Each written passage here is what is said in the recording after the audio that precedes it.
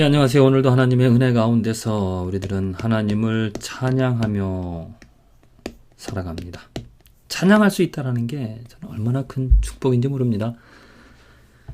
힘들어도 어려워도 고통이 있어도 풀리지 않는 문제가 있어도 내가 찬양할 수 있기 때문에 찬양을 통하여서 찬양함으로 인하여서 내가 누리는 그 복이 마음껏 하나님을 부를 수 있고 그 하나님이 행하신 일, 예수 그리스도가 행하신 일, 하나님이 천지를 만드시고 모든 것들을 주관하시는 그 놀라우신 하나님의 능력을 보면서 깨달으면서 그 하나님을 찬양할 수 있기 때문에 정말로 우리 삶에서 이보다 더 큰 축복이 또 있을까요?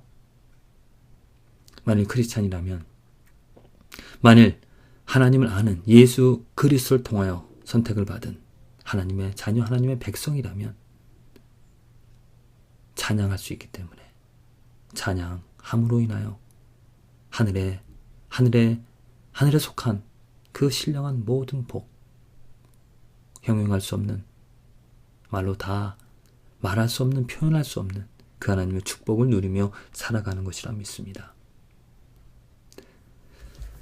찬양은 예배입니다. 그렇죠?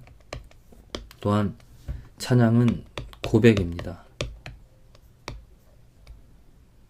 누구를 예배하는가? 하나님을 예배하죠. 무엇을 고백하는가? 하나님이 누구인지 또 나는 누구인지를 말하는 것입니다. 내가 죄인이라는, 나는 부족한 이 세상에 살아가는 모든 피조물들이 나의 부족함을, 우리들의 한계를 깨닫고 그 영원하신, 우리들과 다른 주권을 가지신 완전하신 그 하나님을 알고 하나님을 찬양하며 경배하는 것입니다. 찬양이 있는 곳에는 소망이 생깁니다. 찬양이 있는 곳에는 능력이 일어납니다. 찬양이 있는 곳에는 기적이 일어난다는 거죠. 왜냐? 하나님께서 우리들을 만드신 목적이기도 합니다. 하나님께서 세상을 만드시고 참 보기 좋았더라 한 그 목적, 모든 피조물들이 하나님의 뜻대로 존재하는, 그러나 인간은 그 하나님의 뜻에, 하나님의 명령에 불복종하여 불순종하여서 거역하여서 하나님 대신 다른 것들을 찬양하기 시작하였습니다. 이게 죄입니다. 내가 찬양하는 그 대상이, 그 내용이 무엇인가 살펴보면 내가 죄인인지 아니면 구원받은 삶인지를 판단해 볼 수가 있다는 거죠. 내가 즐거워하는 것이 무엇인가? 내가 기뻐하는 것이 무엇인가? 내가 하나님의 이름을 부르면서 하나님이 행하신 일, 내 삶에서 일어난 일들보다 성경에 기록이 되어진 구체적으로 확실하게 나타나 있는 그 하나님의 능력, 아브라함을 부르시고 모세를 통하여서 여호수아를 통하여서 약속한 것을 이루시며 사울, 다윗, 솔로몬 그 이스라엘의 왕들을 통하여서 하나님이 누구인지를 보여주셨고 이사야를 통하여 예언하신 그 하나님의 아들, 그 아기 임마누엘 예수 그리스도를 통하여서 하나님이 약속해 주신 하나님의 그 신실함을 꾸준히 창세부터 지금까지 또 앞으로 예수님 다시 오실, 이 세상 멸망할, 심판하실 그때까지 이 역사의 주인은 하나님이라는 거죠. 그 하나님을 알고 그 하나님을 찬양할 수 있고 그 하나님을 자랑할 수 있고 그 하나님을 말할 수 있고 그 하나님을 기대할 수 있고 그 하나님을 마음에 품고 살아갈 수 있으니 얼마나 큰 축복이겠습니까? 분명히 하나님을 아는, 하나님의 선택을 받은 하나님의 자녀들은 찬양하기를, 예배드리기를 즐거워합니다. 다른 것이 필요 없습니다. 교회 모임, 무엇이 문제이고 또 무엇이 갈등입니까? 찬양 한 가지 그 목적으로 모인다면 무슨 문제가 있겠습니까? 물론 찬양함에도 찬송가만을 해야 된다. 아니면 또 요즘 뭐 찬양도 해야 된다. 또 어떤 악기는 써야 된다. 쓰지 말아야 된다. 그런 어떠한 짜투리, 부수적인 그런 문제들이 있지만은 그런 문제들을 극복할 수 있는, 벗어날 수 있는 것은 무엇이냐면 내용입니다. 포인트입니다. 컨텐츠입니다. 왜 내가 무엇을 말하고 무엇을 찬양하는가? 그 초점이 오직 하나님에게만 맞춰진다라면은 형식이 무슨 문제가 되어지겠습니까? 다만 문제는 그 내용이 확실하게 순수하게 하나님의 것으로 채워지지 않기 때문에, 초점이 맞춰지지 않기 때문에 다른 것들로 인하여 분쟁이, 나눔이 생겨진다는 거죠. 하나님을 어떤 형식으로든,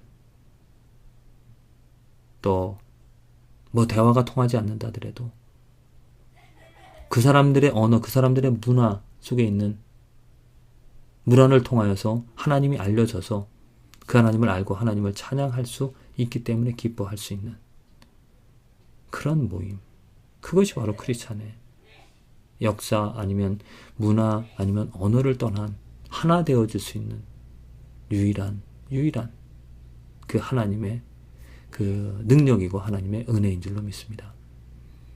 토요일마다 그 중국 교회 가서 찬양 인도를 하는데 기쁜 것은 그것입니다. 언어가 잘 통하지 않아도, 문화가 다르더라도 그분들이 성경에 기록되어진 하나님을 알고 있기 때문에 하나 될 수 있다는 거죠.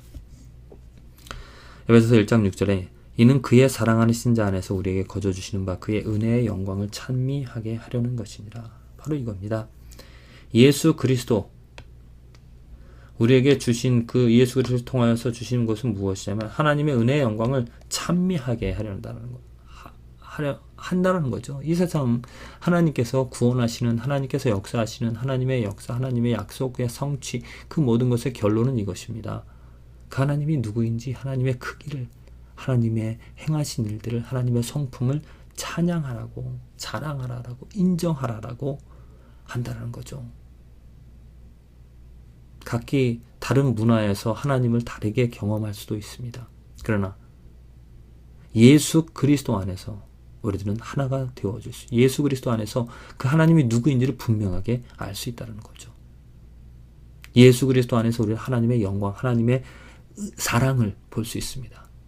도저히 우리들로서 해결할 수 없는 죄의 문제를 예수님께서 이 땅에 오셔서 십자가 지시고 죽으시고 부활하심으로 말미암아 하나님 우편에 앉으심으로 말미암아 그 에베소서 1장의 1절부터 14절까지 기록이 되어진 그 놀라운 그 모든 것이 in him, 예수 그리스도 안에서 우리는 선택을 받고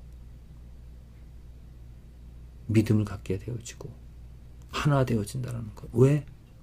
그 하나님의 영광, 하나님의 크심을 자랑하라는 것입니다. 우리들이 잘나서, 우리들이 무엇인가를 잘해서 그 내가 행한 것들로 자랑하고 내가 이렇게 뭐 이런 일들을 했다라고 자랑하는 것이 아니라 예수 그리스도 안에서 보여주신 하나님의 사랑, 정말 그 초점이 오직 하나님에게 맞춰지는, 하나님이 행하신 일, 그 하나님이 행하신 일은 정말 어떻게 보면 딱 한 가지입니다. 예수 그리스도 그 안에서 또 그로 인하여 하나님께 영광 돌리게 하신다라는 거죠. 이것을 알고 이것을 깨닫는 우리들은 다른 것이 필요 없습니다. 예수님 때문에 기쁜 것이고요. 예수님 때문에 찬양할 수 있고 예수님 때문에 소망 가지며 살아간다는 거죠. 우리 오늘 저와 여러분들의 삶에서 찬양할 수 있기 때문에 찬양함으로 인하여서 하나님께서 예비하신, 하나님께서 주시는 그 축복들을 마음껏 누리시게 되어지기를 간절히 기도를 드립니다.